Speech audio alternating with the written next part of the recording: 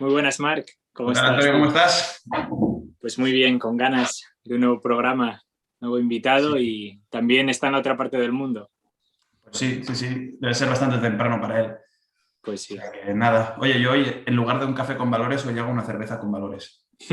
Bueno, bueno, muy bien. A ver si nos patrocina alguien. Es jueves de after work, ya que no hay mucho after work, al menos que hayan las cervezas. Pues sí. Le damos paso. Venga.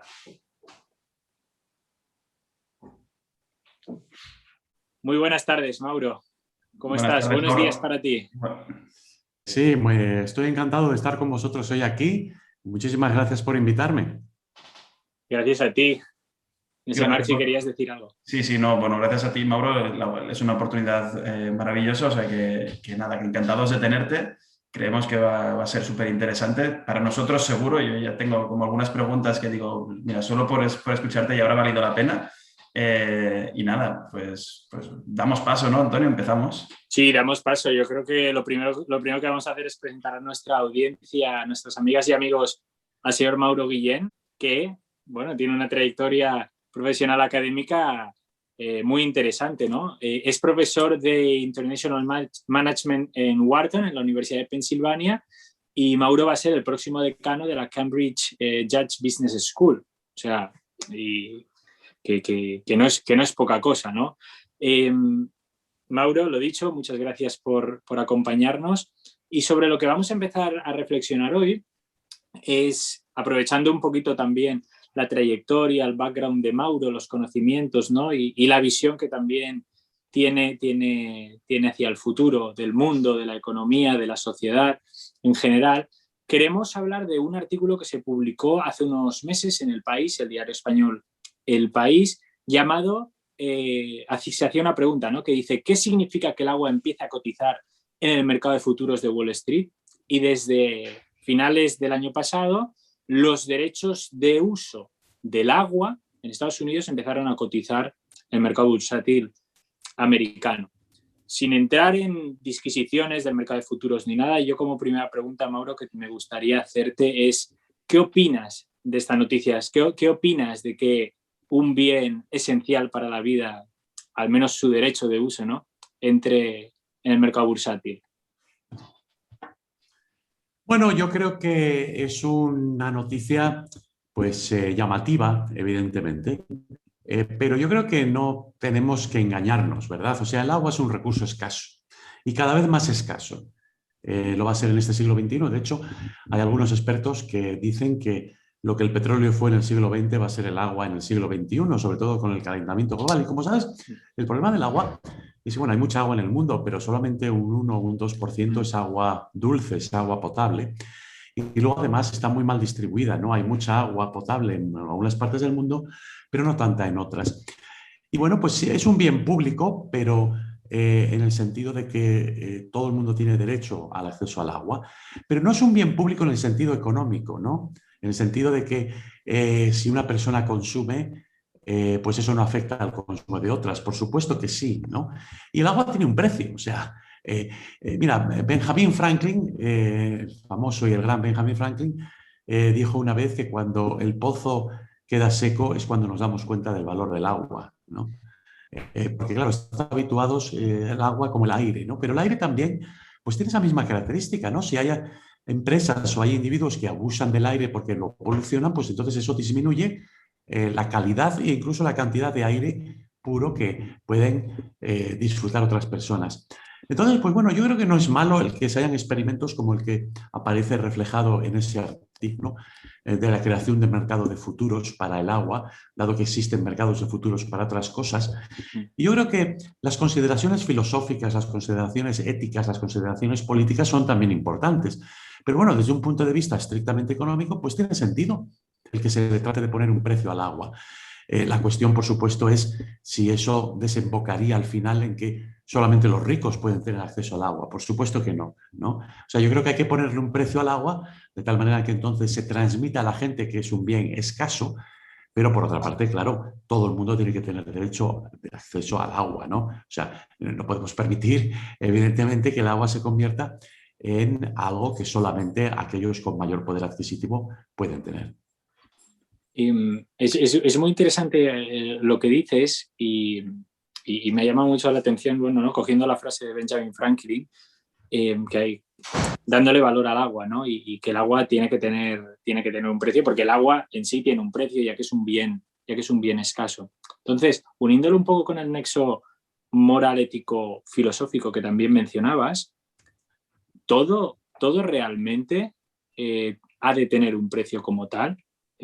Todo, y no me refiero a los casos solo en sí, sino a lo que es esencial para la vida biológica, por ejemplo, del planeta, debe tener un precio. También has mencionado, por ejemplo, el aire, ¿no? En relación a las emisiones de CO2. Efectivamente, bueno, yo creo que conviene que haya un precio para todo aquello que se emplea para, a su vez, entonces conseguir otras cosas, ¿no? El agua, pues bueno, el agua no es solamente lo que bebemos en la casa, es su único uso para asearnos. Como sabes, el 80% del consumo de agua en el mundo dulce es para la agricultura. Luego ya empezamos con una cuestión fundamental ahí, es decir, dónde tenemos agua, en qué momento tenemos esa agua. Y como sabes, por ejemplo, en España, pues uno de los grandes conflictos políticos, ¿no?, sobre el Sí, agua tiene que ver con el trasvase Tajo Segura, ¿verdad? Famoso sí. trasvase Tajo Segura, que evidentemente tiene, pues bueno, hay un razonamiento detrás de él que tiene que ver con la producción agrícola en el Levante. Pero bueno, a lo que me estoy refiriendo aquí es que yo creo que sí es bueno que haya un precio, pero vuelvo a decir, el gobierno, o sea, el Estado, tiene que garantizar que todo el mundo tiene acceso al agua, ¿no? Como consumidores, ¿no? Pero bueno, quería antes, como decía, que el 80% es uso agrícola, el 15 o un poco más del 15% es uso industrial en la industria manufacturera. Hombre, también es importante que tengamos agua para la industria manufacturera porque eso implica que hay puestos de trabajo, una serie de cosas, ¿no? Y luego te queda el otro 5, 3, 4%, no recuerdo ahora exactamente el porcentaje, que es el consumo de las familias, el consumo de personas como tú y yo. Bueno, pues ahí ya te digo que yo creo que sí hay que garantizar que a un precio asequible todo el mundo tenga acceso a la vivienda. Esto está claro, ¿no? Yo creo que eso debería ser un derecho constitucionalmente protegido, ¿no? El del acceso al agua. Pero con un precio, claro, porque tampoco lo que no queremos es que la gente la despilfarre, ¿no? Pero habiendo dicho eso, creo que como en el caso de la electricidad, como en el caso del gas, pues debe haber mecanismos para que, por ejemplo, si una familia pierde su puesto de trabajo o no hay ninguna renta, bueno, pues que todavía tengan agua en su hogar, que todavía tengan luz, que todavía tengan electricidad. Es decir, que yo creo que trataría el agua de manera simétrica a cómo se trataría la electricidad o el gas, ¿no?, que también son fundamentales para que una familia pueda tener una vida digna en su hogar. Marc. Sí, bueno, la verdad es que formular la pregunta que tengo en la cabeza, no sé ni si sabría hacerlo porque no sé ni yo bien qué te quiero preguntar, ¿no? Pero este artículo que hemos elegido salía a raíz de otro que le decía a Antonio, hay un tema que de alguna forma creo que dice mucho sobre el ser humano y a la vez no dice nada, ¿no? Y a la vez, o es lógico, ¿no? Pero no lo supe encontrar. Pero bueno, lo que decía el artículo en sí es que en las grandes catástrofes, en ocasiones cuando pues, hay tsunamis o cuando hay tornados, etcétera, lo primero que ocurre es que sube el precio del agua potable. Y claro, Por supuesto. es que cuando leí ese artículo, de alguna forma, es verdad lo que decías, es un bien escaso. Y desde un punto de vista económico, quizá tiene todo el sentido del mundo. Cuesta más llevar el agua a ese sitio, es un recurso que mucha más gente va a solicitar. Pero puede ser, Mauro, que haya momentos en los que hayan bienes que no tengan valor. Es decir, que, pero claro, al final, Bueno, bueno, por eso te digo que yo creo que, por un lado, a mí sí me parece bien el que haya un precio para el agua. De hecho, todos nosotros pagamos un recibo mensual, ¿no?, por el uso del agua en nuestro hogar.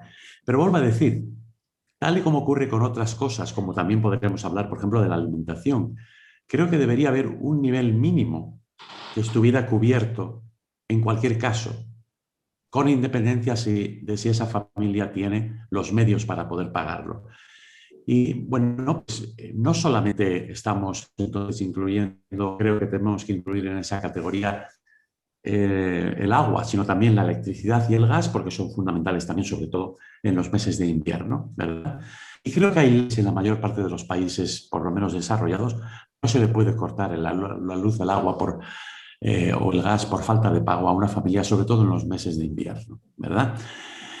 Porque puede tener consecuencias muy graves. Pero luego también hay otras muchas cosas, ¿no?, que garantizamos. Por ejemplo, la salud, ¿no?, el acceso a servicios sanitarios, por ejemplo, también la educación, ¿no? Lo que pasa es que en esos casos, pues normalmente la manera de garantizarlo es, por ejemplo, en España, que el Estado proporciona o suministra esos servicios, ¿no? Es decir, y los suministra muchos de ellos de manera gratuita, como por ejemplo es la educación primaria o la educación secundaria, ¿verdad? Entonces, ¿qué es lo que yo creo que es importante aquí? Yo creo que lo que es importante es, en términos de qué es lo que es bueno para el planeta, yo creo que tenemos que tener un precio para el agua, porque si no la gente la despilfarraría. Y no tanto la gente, sobre todo las empresas, ¿no? ¿De acuerdo? Ese es un punto de vista. ¿Qué es bueno para el planeta? Ahora, ¿qué es bueno para los individuos? Bueno, pues para los individuos y para las familias es que en ningún caso se vean con falta de agua, por ejemplo, ¿no? Y por eso creo que ahí el Estado tiene que cumplir un papel muy claro, ¿no?, que es el de regular todo lo que tiene que ver con el agua, pero también garantizar el que ninguna familia va a pasar sin acceso a agua potable, sin acceso a agua en el hogar, ¿no? Que por cierto es algo que no ha existido siempre en España. Yo recuerdo creciendo cuando tenía todavía 10 años y yendo al pueblo de mi madre en Asturias, que es Luarca, y viendo a las mujeres lavando la ropa en el río, porque no tenían agua potable en sus casas. O sea, imaginaros, o sea, en estos momentos pensamos, uy, tengo que hacer la colada, y todo lo que tenemos que hacer es ponerlo en la lavadora, ni siquiera tenemos que lavar, y luego tenemos que irla y recogerla. Hay muchas veces que nos da pereza, ¿verdad?, hacer la colada en casa. Pues imaginaros no solamente tener que lavarlo a mano, sino que tener que ir al río.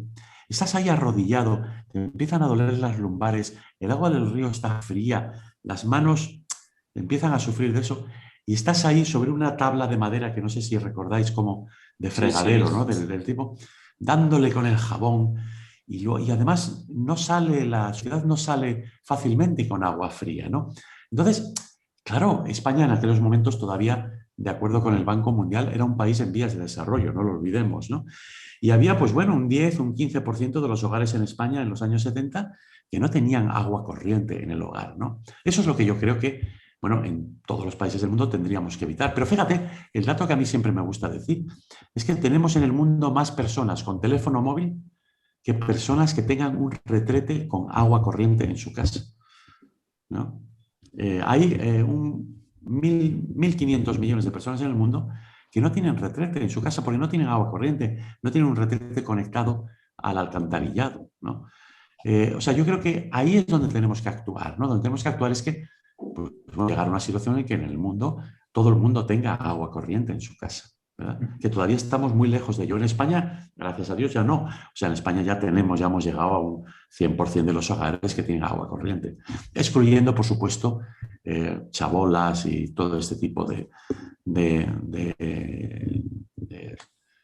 o sea, de lugares donde vive alguna gente, desgraciadamente, ¿no?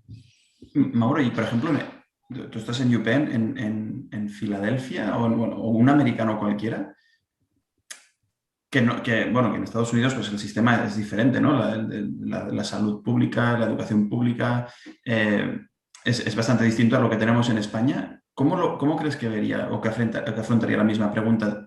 ¿Podría decirte, no, el agua debe estar garantizada para todos? No, mira, no, hombre, Estados Unidos, como sabes, es un país con tremendas desigualdades, ¿no?, educativas y de todo tipo.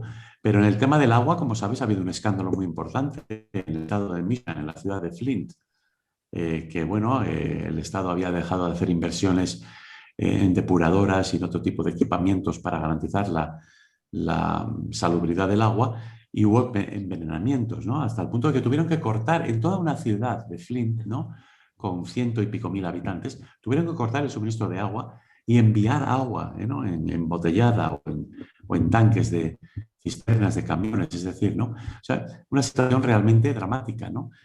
O sea que sí, o sea, si vas a otros países, incluso algunos de ellos desarrollados, como Estados Unidos, pues ves que hay hay mucha desigualdad en términos del acceso a un suministro de agua potable seguro, ¿verdad?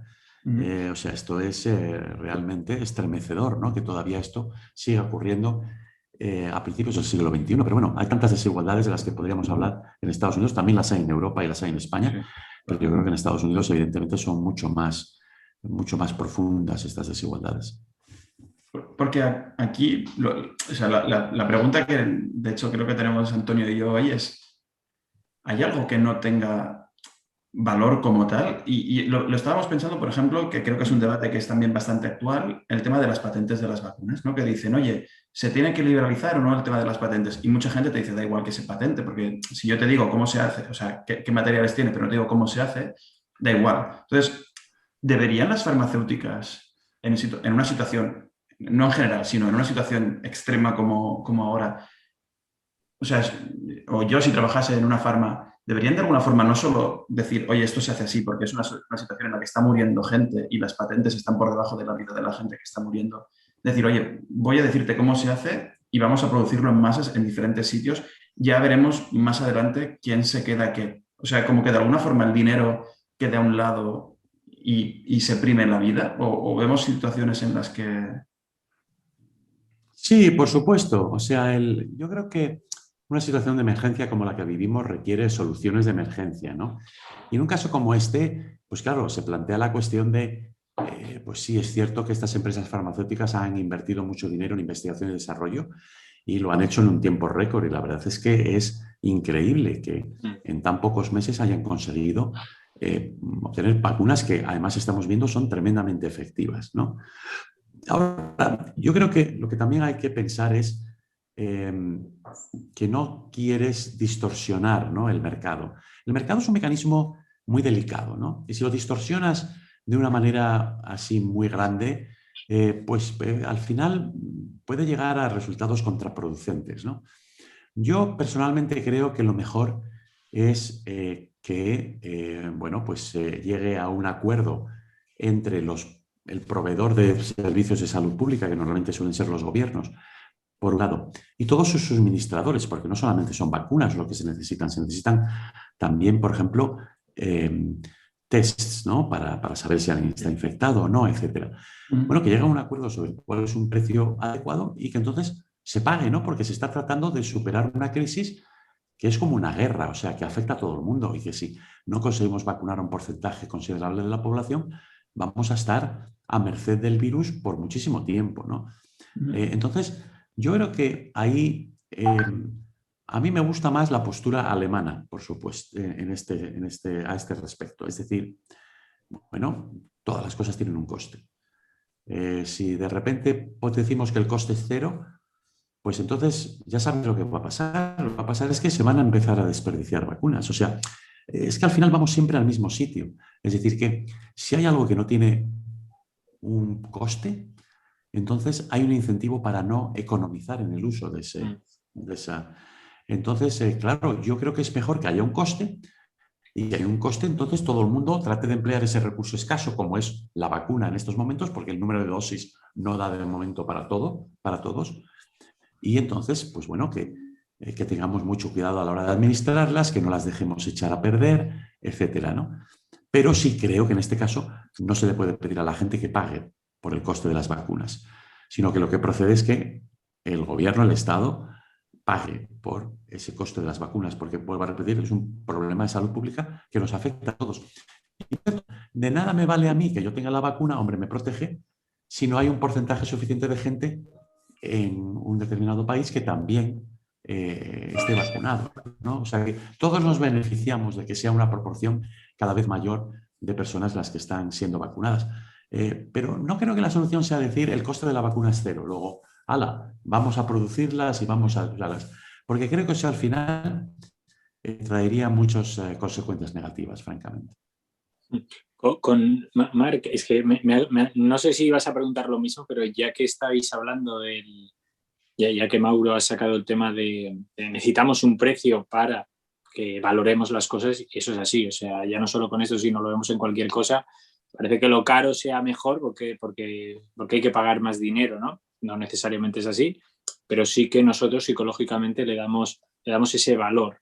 Y en relación a los precios, a los costes, me he acordado de otro tema que hablamos con Marc, tiene que ver con la pandemia, no tiene que ver con el tema de las vacunas, que es que, si recuerdas, bueno, pues cuando empieza la pandemia, al menos en España, hay un grave problema hay un grave problema económico que nos impide pues afrontar pagos por falta de ingresos, y entonces tú como economista, no quiero perder la ocasión de preguntártelo, y experto, ¿no?, de los mercados, a ver qué opinas y si crees que esto que te voy a plantear es posible o no. Marc y yo lo debatimos bastantes veces y era lo siguiente: oye, si yo no recibo ingresos como empresas o familia, da igual, para pagar el local, para pagar a proveedores, y estos a su vez no pueden rendir cuentas ante sus proveedores y así sucesivamente en la cadena, sería posible, no sé de qué manera, ¿no?, eso los expertos vosotros quizás, pero sería posible hacer como un parón económico, un parón en el que no hubieran ingresos y se eximiera de los pagos durante un tiempo determinado, entonces nadie debería nada, no Como si te fueras a dormir, como y si que la la vida economía se fuera siguiera. a dormir. Te vas a dormir 3 meses y Sí, hace... como 3 meses de congelación, nadie paga y nadie cobra. Simplemente, ¿qué pasaría? Que también quizás habría ese desincentivo para seguir operando como seguíamos operando, o ¿cómo lo ves tú? No, pero déjame ponerte un ejemplo, ¿no? Volvamos al caso concreto del agua. Digamos que pues vamos a hacer que el agua todo el mundo pueda consumir la que quiera. Bueno, hay muchas familias que tienen piscina en su casa, ¿no? Hay muchas familias que tienen, pues por los motivos que sean, muchas plantas en su casa o un jardín. Y entonces, pues bueno, gastan más agua, ¿no? Entonces, bueno, vamos a pensar, esas familias suelen ser familias que no están en la parte inferior de la distribución de la renta, sino que suelen ser familias que tienen más recursos, etcétera. Entonces, ¿por qué va a estar una familia que vive en un piso de 2 habitaciones, en el cual se consume muy poca agua? ¿Por qué va a tener que estar subsidiando el consumo de estas otras familias más afluentes que tienen piscina en su casa? O que tienen un césped muy bonito que tienen que regar todos los días. ¿Me entiendes lo que quiero decir? O sea, yo, fíjate, desde un punto de vista filosófico y ético, estoy en contra de la idea del café para todos. Completamente. Siempre lo he estado. O sea, yo creo que las cosas tienen un precio, pero creo que al mismo tiempo, primero, que el sistema impositivo tiene que ser progresivo, ¿no? Y esa es una de las maneras en las cuales tratamos de allanar un poco el terreno para que todo el mundo tenga las mismas oportunidades. Y por otro lado, ese dinero que recaudamos en la forma de impuestos progresivos, pues se gasta en servicios sociales, incluyendo, por ejemplo, subsidios para aquellas familias que por el motivo que sea no puedan pagar el recibo de la luz o no puedan pagar el recibo del agua. ¿Me entiendes lo que quiero decir? Pero yo creo que, por ejemplo, vamos a ver si nos entendemos, un caso todavía más claro. Que la universidad sea gratuita es un subsidio para la clase media alta y la clase alta. Vamos a ver si nos entendemos. ¿Por qué? Porque la probabilidad de que un hijo o hija de una familia de clase media alta para arriba, de que esa persona acuda a la universidad es mucho más alta que el hijo o hija de una persona de clase baja vaya a la universidad. Luego, por tanto, o sea, yo soy completamente en contra de que la universidad sea gratuita o casi gratuita, por ejemplo, en España. Estoy completamente en contra. La gente se me echa encima cuando digo eso. Pero estamos financiando la educación de personas que se podrían pagar su educación con los recursos que en realidad deberían ir a las familias más desfavorecidas. Y vuelvo a repetir, porque en estos casos no acuden a la universidad en la misma proporción. Luego, ¿cuál es la solución, ¿no?, a este problema? Cárgale a la gente el precio real de una educación universitaria y luego compensa con un sistema de becas bien administrado para que la gente que no puede pagar la universidad aún pueda enviar sus hijos a la universidad. Porque vuelvo a repetir, de lo contrario, estás haciendo que la clase trabajadora, la clase más baja, subsidie la educación de familias que podrían pagar la universidad. No sé si me explico, ¿no? Sí, O sea, hay que tener mucho cuidado. Claro, hay que tener mucho cuidado con estas cosas, ¿no? Claro, siempre decimos, uy, que la universidad sea gratuita, ¿no? Bueno, vamos a ver, ¿quién va a la universidad? ¿Quién está pagando por ella? ¿Cuál es el coste de un puesto en la universidad, ¿no? Y vamos a ver entonces qué es lo que tiene sentido desde un punto de vista de equidad social. O sea, yo aquí estoy invocando un principio de equidad social. Claro, el agua la consumimos todos, pero yo creo que también es bastante razonable que yo diga que las familias más ricas consumen más agua. Para empezar, porque tienen más cuartos de baño en el hogar. Para seguir, porque seguramente a su vez tienen piscina a lo mejor. O tienen más plantas, ¿no? Que hay que regar. Entonces, bueno, pues, subsidiar el agua a todo el mundo al final es socialmente regresivo, no progresivo, es regresivo. ¿Me entiendes lo que quiero decir, no? De la misma manera que hacer que la universidad sea gratuita es socialmente regresivo. Y yo lo siento mucho, pero es que los números no engañan. Eso es lo que indican los números, ¿no?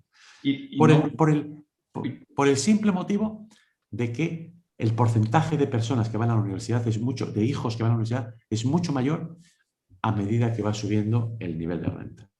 Tan sencillo como eso. y Mauro, yo, bueno, cuando te conocimos, en verdad fue a través de una entrevista que te hicieron, de hecho, en el propio periódico El País, y hablabas de temas interesantes que dije, vale la pena traerlos, o sea, a comentarlos, así, aunque sea brevemente, ¿no? Pero decías que es verdad, y estoy totalmente de acuerdo, que la política mira a 2, 4 años vista cuando tendría que mirar a 10, 20 años. Y esto Sí.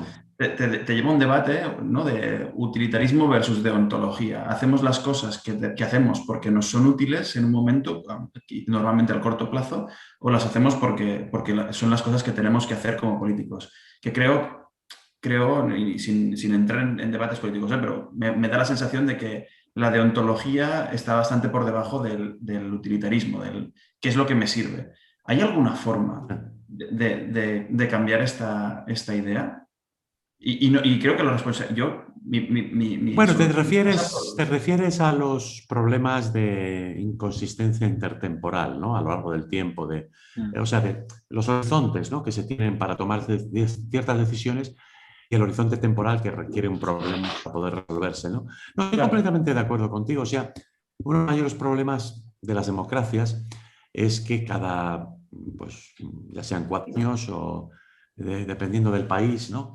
Hay elecciones, ¿no? Y entonces, claro, los políticos es lógico, o sea, ellos quieren la reelección, quieren mantenerse en el poder. Entonces, por lo tanto, pues claro, eso un incentivo cortoplacista muy poderoso, ¿no? Este es uno de los principales problemas de la democracia y por eso es muy importante el que como votantes pues no nos dejemos llevar a veces por el caramelo que los políticos te quieren dar, ¿no? Antes de las elecciones, por ejemplo, suben las pensiones o antes de las elecciones hacen esto o lo otro, que son claramente medidas cortoplacistas que pueden ser incluso contraproducentes a largo plazo, etc., ¿no? Entonces yo creo que esa es la cuestión, ¿no? Pero mira, mi mujer es politóloga y siempre me dice lo mismo. En democracia no te puedes quejar de los políticos que tienes, porque en democracia puedes cambiar a los políticos. Luego, si hay políticos que se mantienen en el poder en democracia, es porque la gente les sigue votando. Luego, no podemos echarle la culpa a los políticos. Tenemos que echarle la culpa a los votantes, pero no a los políticos. ¿Me entiendes? Los políticos se comportan de acuerdo con las reglas del juego, ¿no? Y tratando de maximizar su propio interés. Pero yo creo que lo que es muy importante es eso, que les exijamos a los políticos una más a largo plazo, que votemos por un partido o por un candidato que tiene una visión más a largo plazo. Eso nos incumbe a nosotros como votantes, no le podemos echar la culpa a ellos. Bueno, de hecho, hay muchas corrientes filosóficas, ¿no? que van en esta línea, pero no en temas de políticos, o sea, o de política en general, sino en temas de justicia global, ¿no? De plan, no puedes Claro, pensar claro. que lo que pase en otro país pasa allí y tú no tienes responsabilidad, porque al final tú tienes responsabilidad, pero y la persona que está sufriéndolo muchas veces también lo tiene. O sea, que al final es como una corresponsabilidad Claro, compartida claro. de todos, ¿no? De tú como votante Evidentemente, o tú como evidentemente. consumidor o tú como X. Sí, Yo, yo, evidentemente, sí. ¿No? yo, Tienes toda la yo, razón. yo quería ahora ya hacer la última, ya estamos entrando en la recta final y que no quería desaprovechar la ocasión para hacer la última pregunta del show. La pregunta que hacemos a todos los invitados, Mauro, que ya la conoces, que para ti, ¿cuál es el valor más importante que existe o que debería regir la sociedad en la que vivimos? Yo creo que el valor más importante es el de recompensar con equidad. Es decir, compensar el esfuerzo, pero siempre con una perspectiva de equidad, ¿no? Es decir, que no puedes recompensar el esfuerzo hasta tal punto que crees desigualdades, ¿no?